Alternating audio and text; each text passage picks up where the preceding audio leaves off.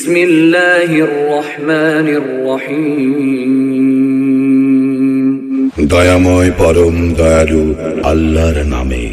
আলহামদুলিল্লাহি রাব্বিল আলামিন।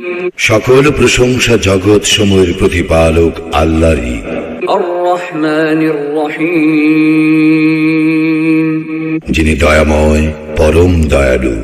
মালিক ইয়াউমিদ্দিন। কর্মফল দিবসের মালিক। ইয়্যাকা না'বুদু ওয়া ইয়্যাকা নাস্তাঈন। আমরা শুধু তোমারই ইবাদত করি, শুধু তোমারই সাহায্য প্রার্থনা করি।